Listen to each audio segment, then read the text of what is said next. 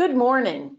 Welcome to the Arizona version of our state webinar series exploring the findings from American Farmland Trust's recently released Farms Under Threat, the State of the State report. Before we get started, let me run through some quick logistics. Everyone has been muted, so no need to do that yourself. If you would like to ask a question or make a comment, you can do so in two different ways. The first is to go to the control panel on the right-hand side of your screen. That orange arrow at the top of the panel allows the panel to shrink and reopen. You'll see a questions section of the control panel. You can pop that section out by clicking on the little square.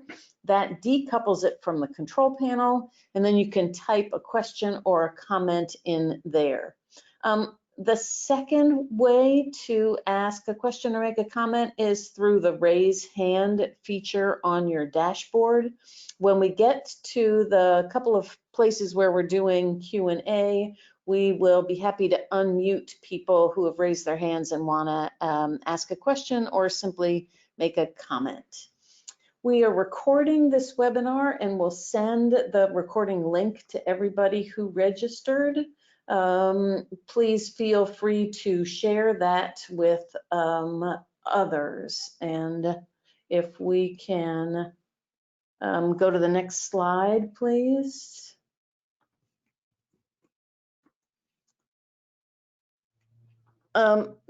Thanks. And let me now introduce myself. I am Chris Coffin, American Farmland Trust Senior Policy Advisor. I also direct our newly launched National Agricultural Land Network, which I'll talk about at the end of the webinar. Co-hosting with me is Dr. Mitch Hunter. Mitch is AFT's Research Director and leads our Farms Under Threat initiative, as well as several other research initiatives. Mitch is based in Minnesota. For those of you who are not familiar with American Farmland Trust, let me do a quick introduction. We are a national nonprofit membership organization founded in 1980. Some know us best by our No Farms, No Food bumper sticker. We work from kitchen tables to the halls of Congress. We are an agricultural land trust, but we also focus on promoting sound farming practices through soil health and water quality initiatives. We also recognize that it's not farmland without farmers or ranchers without ranching without ranchers. So we also focus on tools and strategies that facilitate land access for next generation producers and assist with farm transfer and succession for retiring farmers and farmland owners. Our programming and research informs our state and federal policy development and advocacy. We have 6 regional offices and a national office located in Washington, D.C. So let me now turn it over to Mitch. Thanks, Chris. Chris, let me know if you're having any trouble hearing me. I just want to say that we're really delighted to have a great mix on the webinar today, and that's a combination of producers, farm organizations, land trusts, legislators, and agency staff who all registered. And I just want to call out a few of them, including Local First Arizona, professors and staff from Arizona State University and the University of Arizona, the Arizona Farm Bureau and Southern Arizona Young Farmer and Rancher Coalition, Arizona Community Land Trust, Central Arizona Land Trust, and Arizona Land and Water Trust, the Arizona Department of Agriculture, Maricopa County Food System Coalition, and USDA's Natural Resources Conservation Service. So that's a really impressive group, and it's awesome to have everybody on board today. So thank you all for joining us. I just want to especially recognize and thank NRCS because they have been kind of the foundational partner and collaborator for us in this project since it began over 5 years ago. So it would not have been possible without them. And likewise, Conservation Science Partners, which has done a lot of the technical work for us, has been integral to getting this done as well. So big thanks to them. And in particular on this webinar, we want to give a big thanks to Local First Arizona because they've been a huge help in helping to publicize this webinar. Great, thank you, Mitch. So now let's talk about the findings from this report. Today, we're focusing on the State of the States, which is the second in this research series.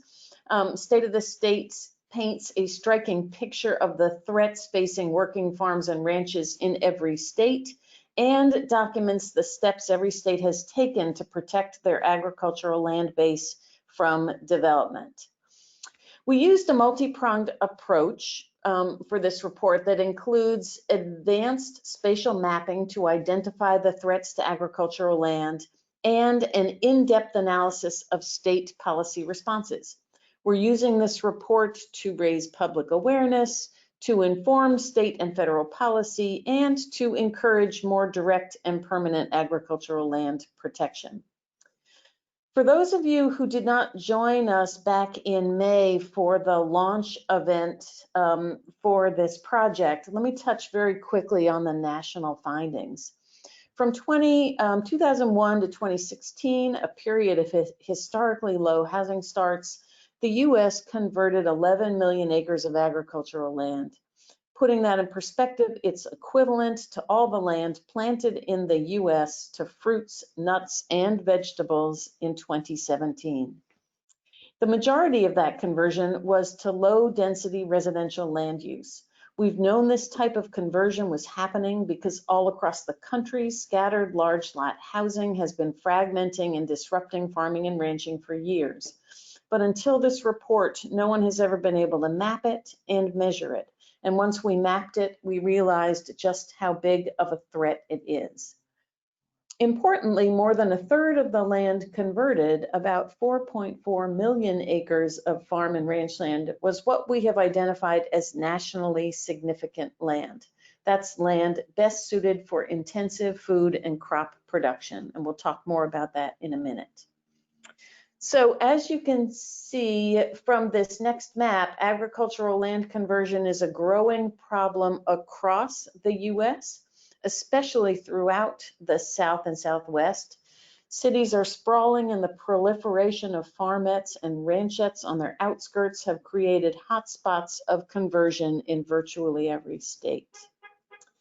So now we're going to dive into the data available for Arizona specifically on our interactive website. We will be ably assisted in this cruise today through our colleague Beth Frazier. Beth manages the National Agricultural Land Network, so thank you, Beth. Let's start with pointing out the tab over on the right-hand side, which is the Reports and Data tab.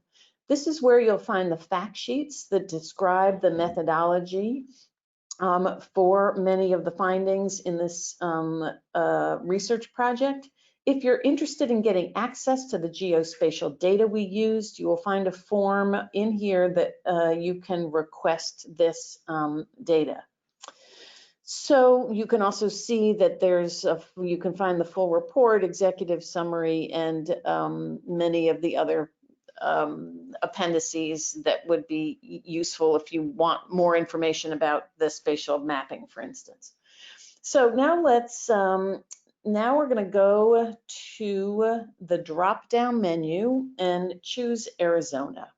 And from there, you can either look at the spatial mapping or the policy scorecard, and we're going to start with the spatial data. First, I'm wondering, Beth, if you can point out the spatial highlight summary tab. Here is where you can go to actually a 2-page PDF that has some of the spatial highlights. So we did this understanding that sometimes folks want just a quick summary to be able to give to policymakers or members or the press. And this is, we hope, a useful compilation of information and infographics. So now let's go back into the website and look at the 4 categories of spatial data we've created. We're going to start with land cover and use. So Farms Under Threat State of the States uses multiple national data sets to develop the best available spatial inventory of agricultural land use in the US. You can zoom in on this data layer to identify every type of land use in the state, including land that we've identified as low density residential development. It also includes a first ever attempt to spatially identify woodland associated with a ranch or a farm. Our mapping shows 34.6 million acres of agricultural land in Arizona, including 33.8 million acres of rangeland, 785,300 acres of cropland, 36,700 acres of pastureland, and 3,900 acres of woodland associated with a ranch or a farm. So now let's go to the PVR values. For farms under threat, we wanted to analyze the quality of land that is being lost to development, not just the quantity.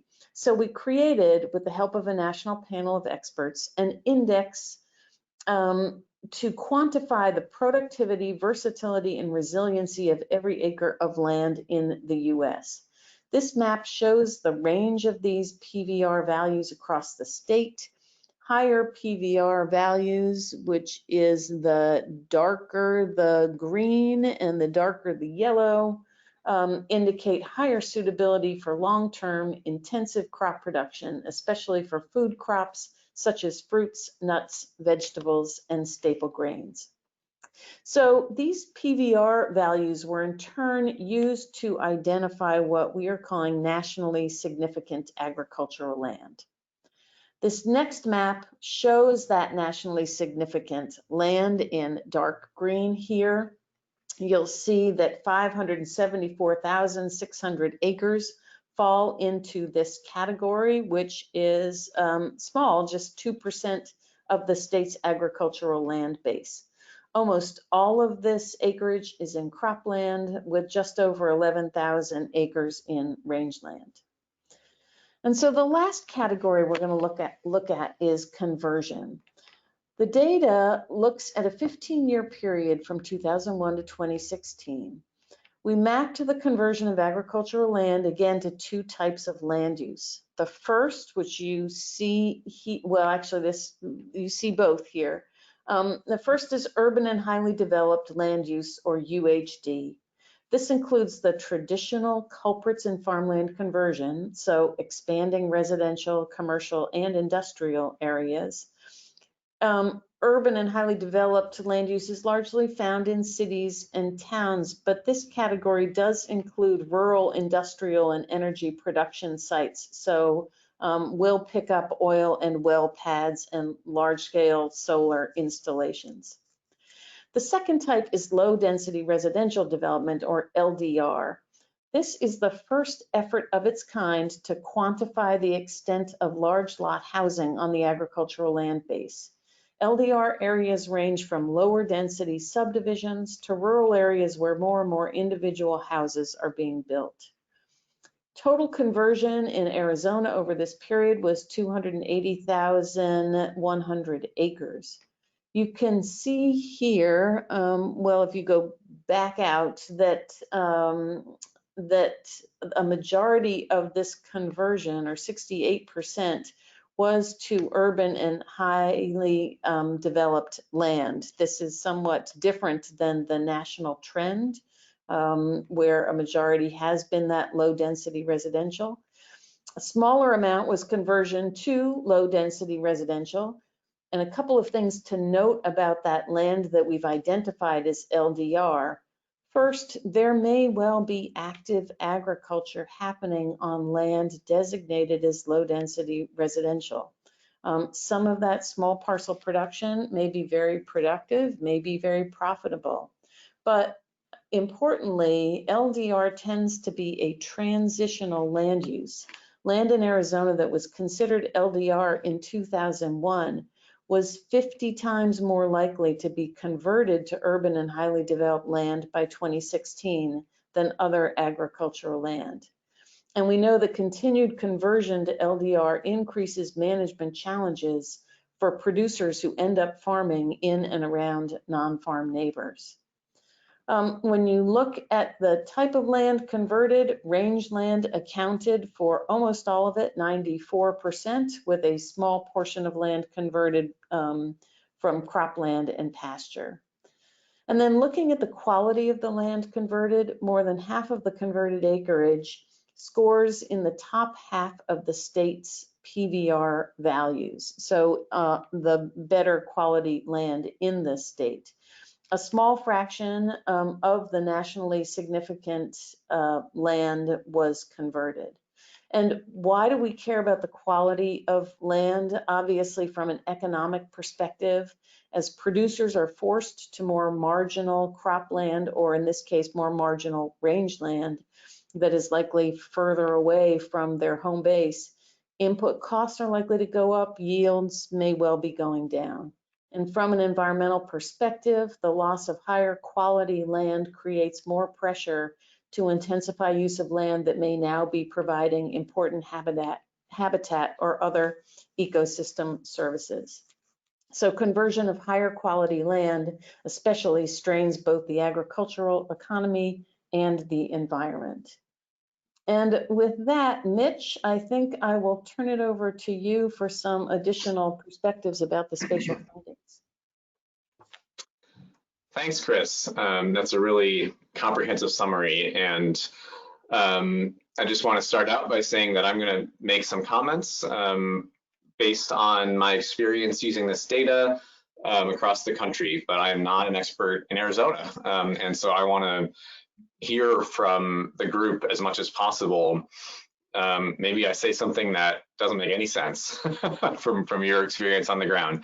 Let me know, or maybe there's just deeper that we can go in the conversation. So I'll share some thoughts, and if anything, sparks a question, please go ahead and put it in the questions box. The thing that jumps out to me is just how unique and striking the agricultural landscape is in Arizona. Obviously, hugely shaped by the availability of water, and also the geography of federal, tribal, state-owned, and the rest of the private lands, which is, which kind of demarcates the state into a number of different kind of categories. You'll surely notice, I'm sure you all noticed as Chris was going through the layers, that there's a pretty small area of land in Arizona that we consider to be nationally significant, and it basically corresponds to the irrigated cropland. So one takeaway for me is that our analysis of productivity, versatility, and resiliency, or PVR, probably isn't super useful for folks in Arizona. It's kind of an either or. It's either irrigated cropland, and the productivity of that is hugely dependent on the availability of that water, or it is, in a much more of a desert range kind of use. And on that front, you'll see, as Beth is panning around this map, what appear to be pretty stark distinctions between the brighter orange and the more pale orange. And just to explain what's going on with that, so we, on all of the non-federal land, so it does include state land, it does include tribal land, but all of the non-federal land that we modeled as being agricultural, we quantified that PVR score. And so then we have and that ranges from 0 to 1. So we have a range across the state, and we have a median that we can identify. And so any lands that are above that median are shown either in the darker orange if they're rangeland, or in the bright green if they are what we call farmland. In this case, that's almost entirely cropland, because there's not a lot of irrigated pasture, relatively speaking, in terms of acreage, not a lot of woodland on those farms. So again, you kind of have this stark binary between irrigated cropland and the rest of the land. And then the seemingly stark difference between the orange and the paler kind of tan orange, I would not pay a lot of attention to. It is defensible based on our methods, but I think if you zoom into those areas, it's kind of drawing a distinction without a difference. And most likely a lot of those distinctions are driven by the underlying soils map, which is of course not trivial, but I would imagine that in a lot of these places, the productivity and the usability for agriculture is dependent on much more on things like access to water, water for livestock, and just accessibility in terms of how that land can be incorporated into an actual ranching operation. So this PVR metric may not be super well suited to Arizona. And one other element of that is how we accounted for water in that metric. You know, there's obviously a lot of debate and concern about water availability. I think some have asked us how we accounted for it, on the thinking that, well, irrigation resources are becoming more limited, so land that's in cropland today may or may not be available for cropping in the future. But just to kind of be clear, we scored the land in part based on its soils designation. And if you're familiar with those, kind of the highest designation is prime soil, and then the next highest is prime with some kind of limitation. And the need for irrigation in order to be productive is one of those limitations. And so we did score soils higher that can be prime without irrigation. Probably not a lot of those in Arizona, and a lot that are prime with that limitation of needing irrigation. And so we account for that water availability component to a certain degree, but when you're comparing that land to a very dry landscape, it's still going to come across as being higher value, higher PVR, better suited for crop production. And we haven't taken a position at this point on what's going to come down the pike in the future as water availability changes. So those are some of my reflections on the land quality PVR front. If we kind of switch our thinking over to the threat, again, the pattern is very stark. That threat is quite concentrated in Arizona. There's smaller pockets of private land where development is possible, and they're tightly concentrated around cities. And in many cases, those cities are also where that cropland is found, but not just the cropland. We are not solely concerned about conversion of cropland. There's also ecologically important rangeland and agriculturally important rangeland that is rapidly being converted. One interesting piece to me that I'd love to hear commentary on is comments from the audience is this question of cropland development and its effects on water availability and water use. Our perspective is clearly that, you know, that's really productive agricultural land. It's an important part of local, regional, national food systems, and we need to protect it.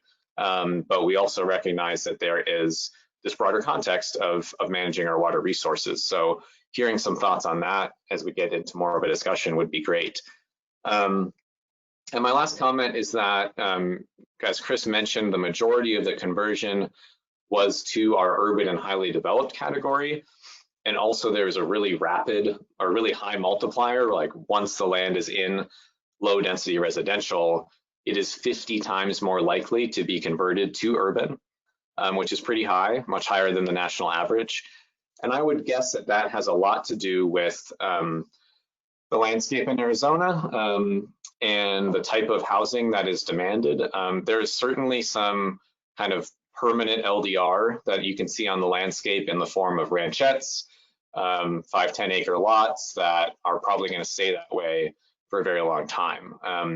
But you're also seeing, I think, a stronger trend of Phoenix, Tucson, the major cities kind of marching out into the countryside, subdivision by subdivision. And in that process, in many cases, that land develops over time and may at certain points of time have more of a low density residential pattern, at least in terms of its total density. So I think what we're seeing is that there's flat open areas of land that are easy to develop for large subdivisions. They're getting converted, but that conversion is a process that takes time. And so initially we'll classify them as low density residential, and then eventually they'll transition over into a fully developed state. Now again, probably around Flagstaff and more kind of amenity heavy areas, you'll see more of the larger lot development, the more permanent long-term low density residential use. That's what we're seeing in other states as well. But where there's a ton of population pressure and it's, you know, more of a blue collar demand for housing, not the amenity housing around places like Phoenix, then you'll see more of the dense urban development. So those are my thoughts. And again, really looking forward to any questions or feedback or ideas later on. Great, thank you, Mitch. We're going to turn now to the policy scorecard, and once we run through that, then we will, well, actually, you know what, since we have a little bit of time, Mitch, maybe we should answer a couple of these questions here. So one that came in is, do we have data on small and large farms and which are most affected by conversion? That's a good question.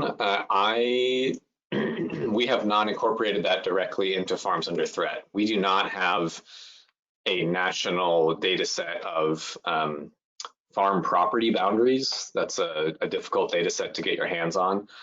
And it also can be a little misleading because, you know, the largest farms, the largest farmers or producers are typically farming multiple farms in terms of ownership units. So we don't have that. I think it really depends probably where you are. So for instance, in North Carolina, there's a lot of conversion happening as houses are built in a sprawling way out into rural areas. And just given the history of production in North Carolina, in those more mixed landscapes that have some topography to them, those are smallholder farms. Was tobacco country. And so it stands to reason that in that area, it's more likely to be the smaller farms that are bearing the brunt of that threat. I don't know the landscape of Arizona well enough to say.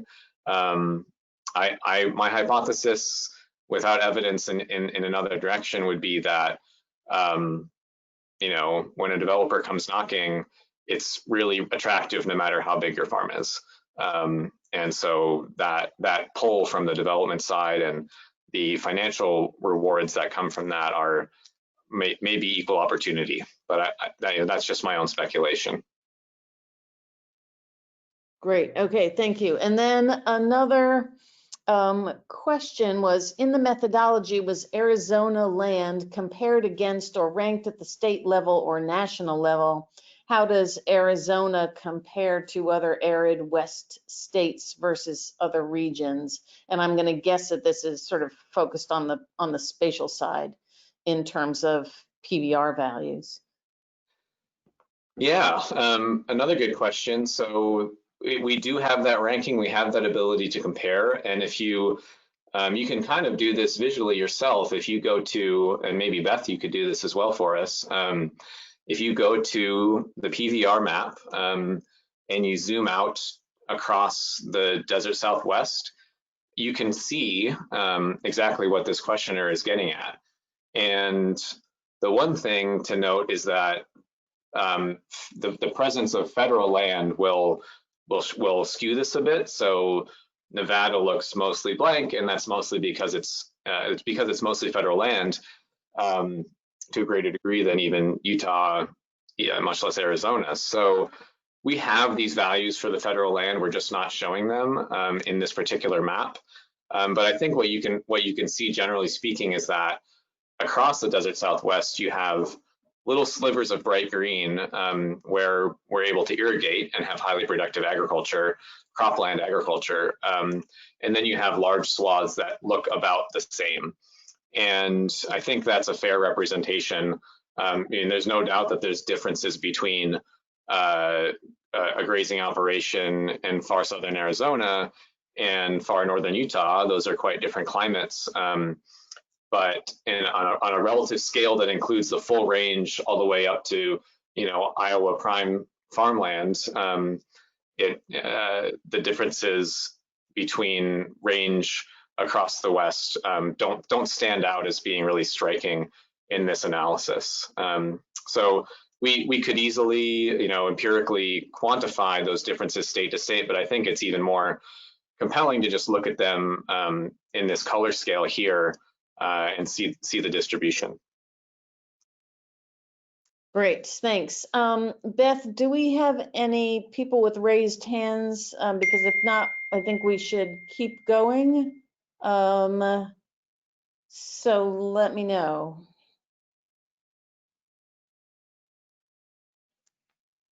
Hello, Hey Chris, this is Beth. I have just unmuted the Director of Agriculture, Mr. Killian. Mr. Killian, please go ahead. Thank you very much. This is quite a presentation. I'm very impressed with what you're doing. I think it would be helpful to have a little history lesson here. Might put a perspective on what we're dealing with in Arizona, if you don't mind. Go ahead. Well, we absolutely. Thank you very much for joining us. So one of the challenges we face in Arizona is about, I don't know, 13% of the state is privately owned. I think you've mentioned that. And so between federal, forest lands, BLM, reservations, the amount of deeded private property is very, very small in our state. And so over the years, as the farmlands were developed, that's where they developed them. And there was a lot of work that went into the Central Arizona project to bring water in to help agriculture, but a lot of those people at that time knew that Arizona would probably develop because of air conditioning, and that's pretty much changed the dynamics of the Southwest. But the heart of the problem is, and the thing that we're all most concerned about nationwide, is what's happening to our agricultural base. And I would submit to you that the single most important industry in America is agriculture. And a lot of people say, well, Mark, that's quite a statement. And what I tell people is, you can't eat phones, can't eat computers, can't eat your cars. The thing that is most important to a society is the ability to raise food. And I'm concerned that there isn't a national strategy to protect farmland for that purpose. I think it's a national security issue, because we have seen what happened to our country when we became dependent on foreign countries for our fuel. If we ever become dependent on foreign countries for our food, we will lose our liberty. So now let's focus what's happened in Arizona and why you've seen so much farmland develop. It goes back to the national strategy, and that is a farmer who is barely making it from month to month, year to year. A home builder comes in and says, hey, you know what? I can pay you $25,000 an acre for your land. And now today, some of those farmers are getting $250,000 an acre for their land. That's more money than they've ever seen in their lives. And they say, well, you know what? I'm willing to sell, and I'll go move out further out, buy another farm. Maybe I'll go buy a ranch or a farm in another state. But there's no incentive for them to continue to farm where they farm. And I want to give you the best example is Mesa. Mesa is in the middle of the Phoenix metropolitan area. Mesa at one time was one of the best citrus growing places in America. And Mesa was known for our navels. Because of our soil and the water and the climate, we raised the best navels in the world. People from all over the world came and contracted with the citrus growers in Mesa to ship their navels all over. In fact, my family was involved in that. My dad remembers in World War II when he was in Guam and he was unloading the ships, he unloaded several pallets of Sunny Mesa citrus growers' oranges. Said it made him homesick. But today that's gone. And that's because in the 60s, the price of citrus went down so much that, and I know in our particular case, in our home, it cost us more to water the trees than we got for our citrus. And so the essential question, I see my green dot there, Mesa, you almost found it for me, but and we're still farming in the middle of the town. And so when you look at the challenges that farmers face today, it's like anybody, if you continue to lose money year after year after year, it gets harder to get financing.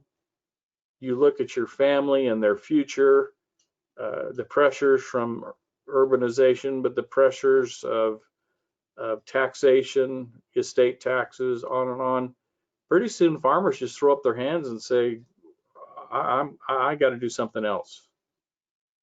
And almost in every case, all that part of Northeast Mesa that you see in red there at one time was all citrus groves. And when your product can't pay for the water, let alone the picking, I remember one year after everything was said and done, and we picked our citrus and we sent it to the plant, we owed the packing plant $950. And that was after they sold everything. That didn't even account for the water costs. So the reason I tell you that is that we have a challenge in agriculture nationwide. And until there's a fundamental shift in support to agriculture, I don't care what you do, you're not going to stop the development of these lands. It's just not going to happen.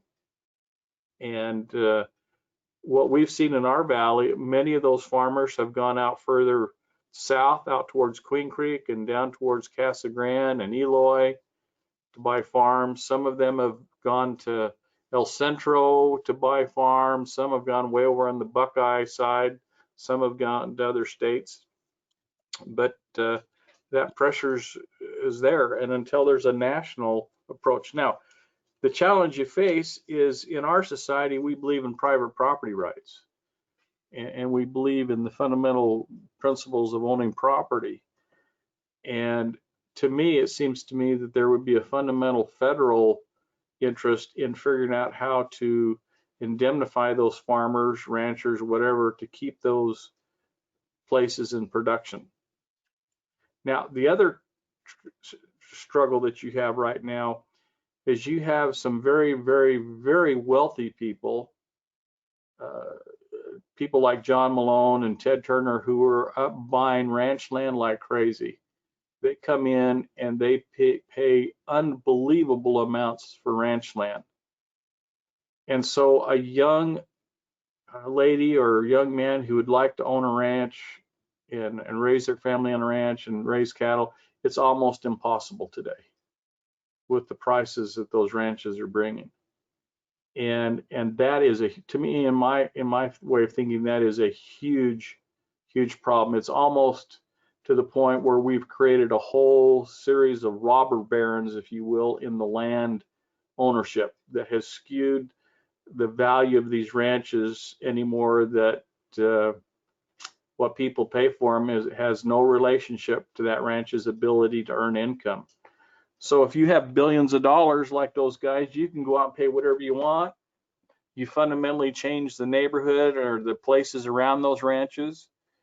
We've seen in the Midwest, and you know this, many small communities have evaporated because so many of the small ranches and farms have been amassed by these wealthy landowners, and they just don't hire as many people as they used to, and many of those small towns are boarded up.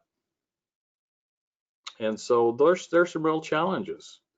Right. So I'd be interested in what your approach is to, you know, what do you say to a farmer that's struggled all their life, and some developer comes and says, you know what, I'm going to pay you $250,000 an acre for your land. That's more money than that poor farmer's seen in his whole life. And he sees a way he can pay for his kids and grandkids' college, maybe move further out and buy maybe even a larger farm, maybe another state. What do you say to him?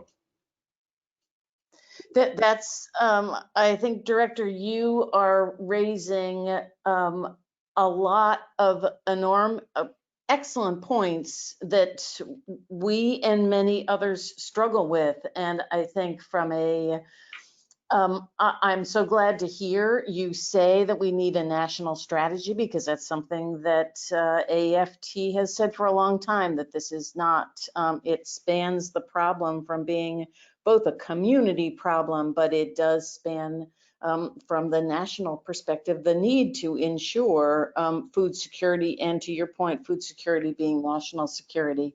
I think the challenges and where American Farmland Trust comes from is that we recognize that to keep the land base that's needed to make agriculture sustainable means that farming and ranching has to be profitable, and that profitability, and that there are many things that need to be done on the national and federal level to address profitability for all segments of agriculture. I think what we have seen is that we have found that many farmers and ranchers are motivated sometimes. Sometimes they need to sell out. They don't have an option, but where there are options that might not be the same economically, still might be ones that they would prefer, because it keeps land in agriculture. And that's why we do see that the purchase of agricultural conservation easements is important to giving an alternative, not necessarily always as lucrative an alternative, but in many cases an alternative.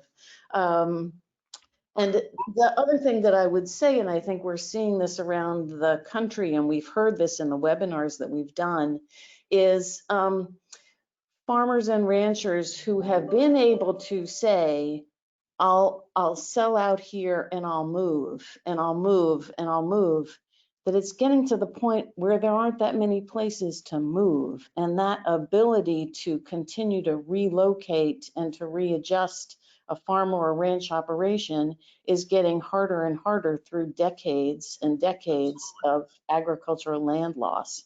And I think at some point we have to say, there really isn't anywhere else to go. This is a finite resource and we need to be addressing it now. And so I appreciate, Director, you raising all these questions. I do want to get through the policy piece of the scorecard. Do you mind if could I give you just one other just practical application, so your people can kind of know what we deal with? In 1976, when I got home from my mission and went to work for the family, my dad bought me a truck. It was $6,400, Chevrolet half-ton. I used that on the farm. We thought, and my dad was so mad, he was so mad at Henry Brown for selling me that truck for $6,400, he thought that he had just mortgaged the farm, okay? In those days, cotton was selling for 60 cents a pound, 50 cents. Our bulls were selling for $2,500. Our calves were in the 90-cent range. And so going forward today, I was just pricing a ranch pickup the other day, $58,000. $58,000 freaking dollars. And cotton prices today are somewhere between 50 and 60 cents a pound. I'm still selling bulls for $2,500. But everything else that I've had to deal with, a tractor today, a decent tractor is $150,000 to $200,000. Used to be able to buy a farm for $150,000. I mean, I know I'm really frustrated, but I get back to, it's nice to talk about trying to preserve this farmland, and we need to, and don't misunderstand what I'm saying. But until there's a fundamental change in Washington, a fundamental change in the direction that Washington is going, and focusing on the preservation of these farmlands for our national security, you will continue to see the loss of farmland for food production. And you're right, we're running out of places to go. And I, and for Arizona, every time the ground shakes in California or they have a riot over there, more people come to Arizona. Every time there's a blizzard up in the Midwest and people get frozen, where do they come? They come to Arizona. We don't have typhoons, hurricanes, tornadoes, earthquakes. It's a great place to live. Now, one thing you could do is open up a lot of that federal land that is marginal grazing land and turn that into housing instead of all this good deeded land we're turning into housing.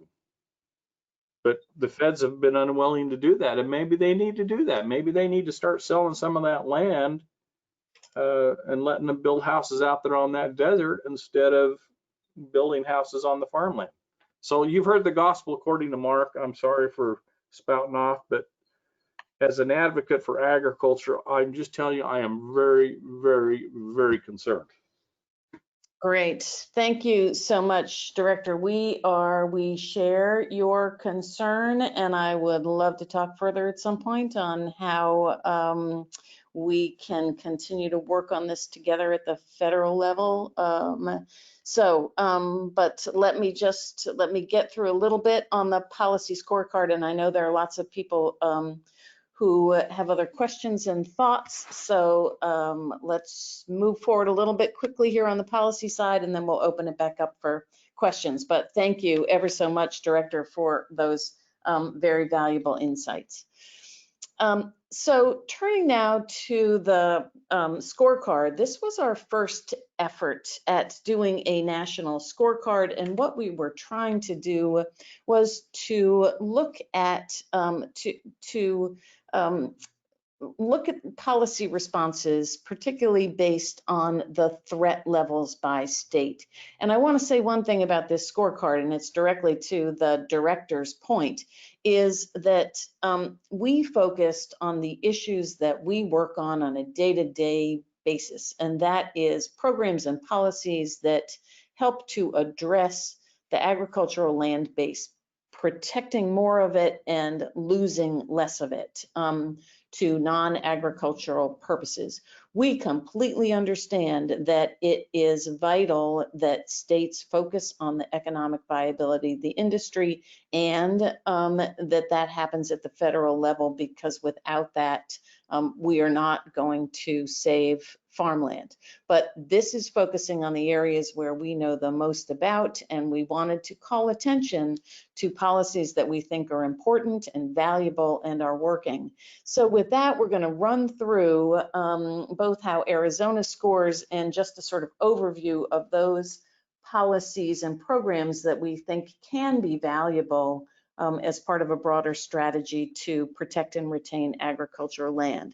So you will see that for the scorecard, there's also a downloadable 2-page policy summary. We're not going to go into that, but know that it is available. But here we're going to go down and we're going to look and see at, well, actually, we're going to run through here these the types of policies. So purchase of agricultural conservation easements, again, are voluntary programs.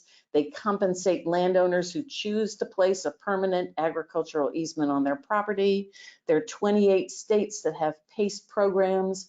One of the things that we feel is very important about PACE is that they are an important economic development and generational transfer tools, because the sale of an easement can transform part of an illiquid asset of land into cash, which is freeing up equity to improve or expand a farm business, to fund retirement, to purchase additional land, or to facilitate the transfer of that land to a next generation. So we are very enthusiastic about purchased easement programs. Land use planning and growth management. Again, states can play a role in incentivizing and encouraging and assisting municipalities where most of the land use planning authority lie, and that's where we looked at some of the state responses on land use planning.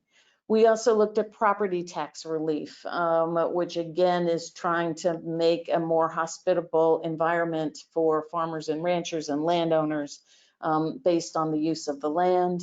We looked at agricultural district programs, which a number of states have, that are trying to tie together a bunch of incentives both that are economic and create a more hospitable business environment for agriculture, and to limit things like annexation of land in districts or limit the use of eminent domain. So it's providing, again, that more stable environment for farms and ranches.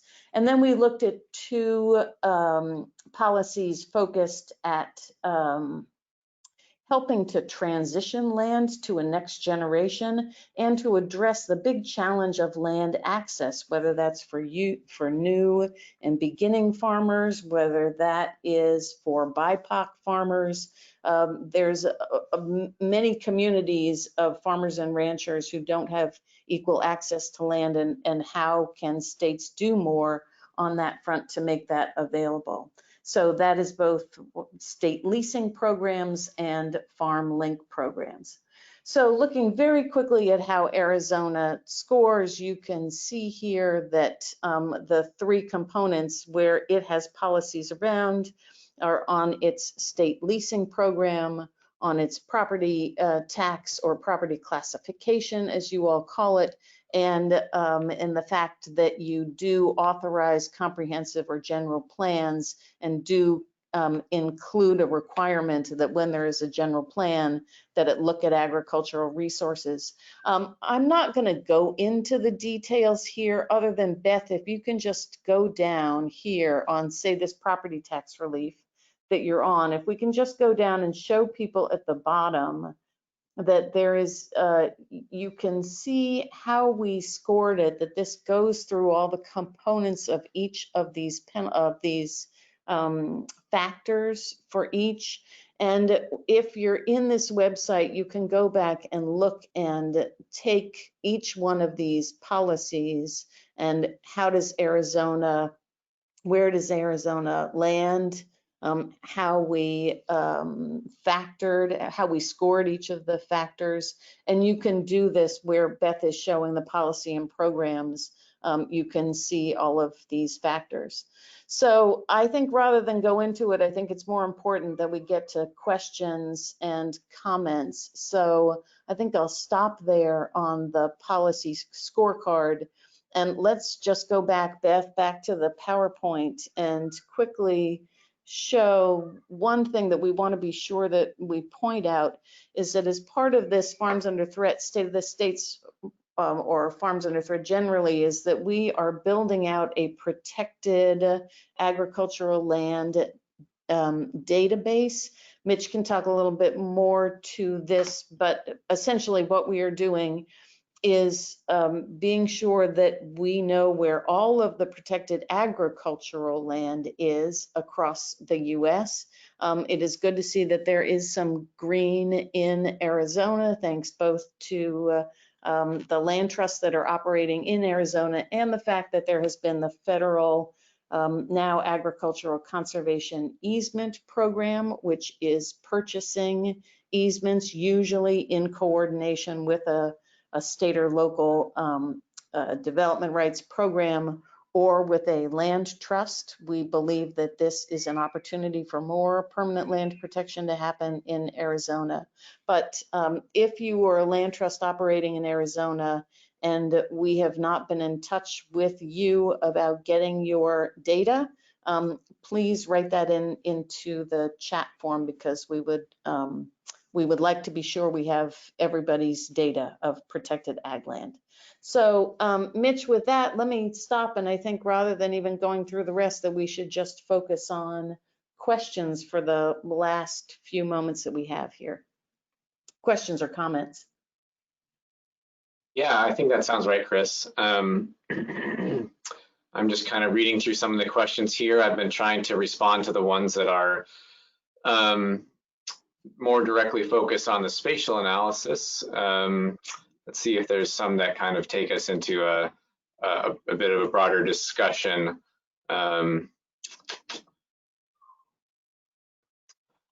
Well, I can just summarize, Chris, if you want to look for some that are relevant on the policy front. I'm sorry, I was a bit overly focused on the spatial front, but I just wanted to note that there was some question about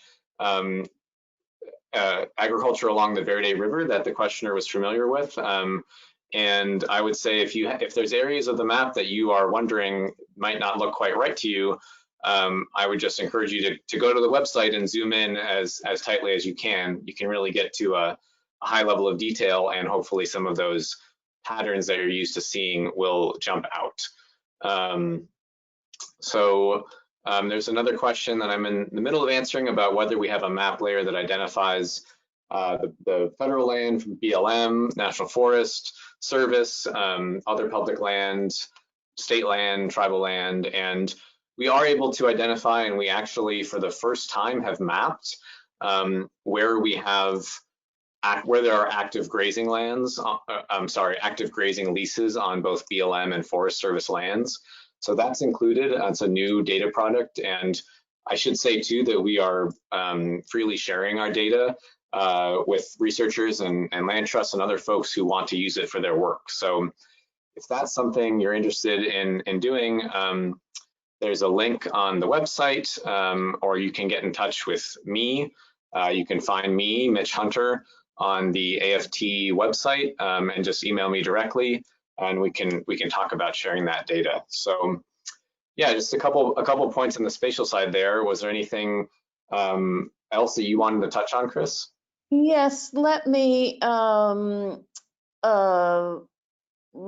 address a question that was, can you talk more about the opportunities on land use planning?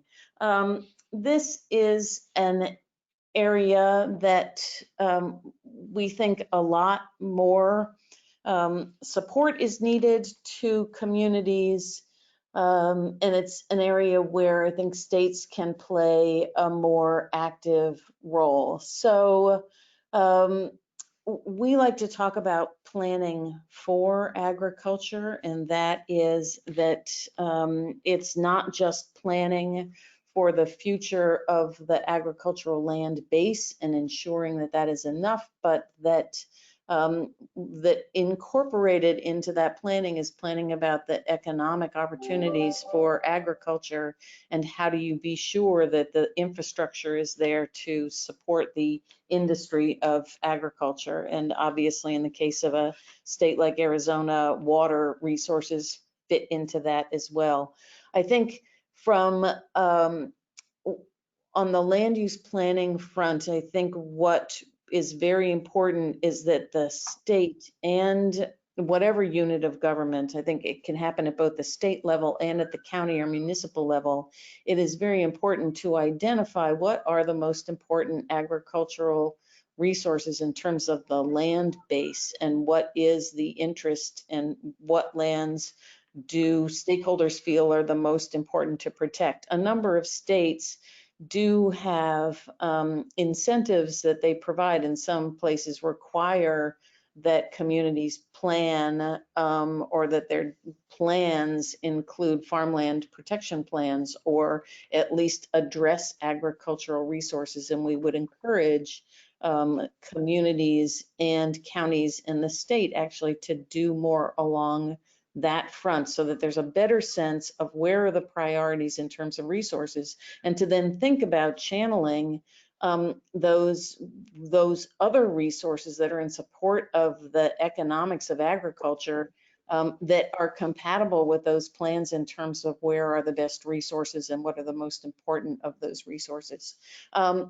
We will be doing some additional programming through the National Agricultural Land Network around land use planning and zoning tools that again focus on urban growth boundaries, on natural resources zoning and agricultural zoning in ways that can be supportive of agriculture. So I encourage everybody to sign up for the network so that they will get information about that, as well as a webinar series that we will be doing on state policy in more details. I think anything, let me stop there since I'm seeing what time it is. Mitch, any other questions you see? Well, there are plenty of other questions. There's also a lot of great comments. So I think maybe the most relevant one, because that was really interesting, Chris, there's a direct follow-up of How does a state policy like that come to be? Is it initiated by the Department of Ag, the governor's office? Does it go through the legislature? So, you know, the questioner sounds like is excited about trying to make this sort of change, which is exactly what we are trying to push for through all this work. And yeah, what is the process to go about that? Right. So knowing that we have limited time here, I would say that in terms of thinking about planning and creating farm land protection plans, or farm and ranch land, obviously protection plans, that can be done at any level. And it is, it's important, you know, wherever there is the most opportunity and the receptivity to doing that kind of planning. There are many states that have done statewide either agriculture plans that include a thinking about the farmland and ranch land base as a resource, but there have been many that have been done at the community or county level or the watershed level. So I would say that they are not exclusive in terms of that. Thinking about that kind of planning can be at any unit of government. So recognizing that we are after 2 o'clock, I think we should end there. We will make, and I'm just going to mention this comment by the director that Arizona needs an agricultural strategic plan. If we can get this, we can save a lot of farmland. We couldn't agree more. And AFT, I guess I would say, is my my final thought is that we would welcome the opportunity to work with any and all of you on continuing to look for opportunities to protect farm and ranch land in Arizona, to reduce the rate of conversion of that land. To do that, we hope that people will join the National Agricultural Land Network, which is intended to help build the skills and capacities of professionals working in this space to do more of that. We look forward to working with you, Director Killian, on ways that we can work both in Arizona and nationally. And with that, let me turn it over to Mitch for any final words. I would just echo that, you know, this is why we exist. We want to help save farmland in a smart way. We want to partner with people who are fired up to do that. And it sounds like that we have one fired up potential partner in Director Killian. That was a very compelling, passionate plea to do more to protect farmers and farmland, which is exactly what we're trying to do. And it also, from the questions, it sounds like this group is really engaged, has lots of good ideas. So I guess I would just take that as a really hopeful sign that there are plenty of people out there who recognize these threats, thinking about you know, new thinking on how do we strategically address them and have a brighter future for agriculture. So on that note, you know, our doors are open. We're always looking to partnerships. Please get in touch if you're interested in working with us. And finally, thank you for joining us today. The question was asked whether this will be available, and it will. There will be a link sent out to everybody who attended, and there'll be a video on the web. So feel free to share it, please do. And we look forward to making progress with all of you. Great, thank you. Have a great rest of the day.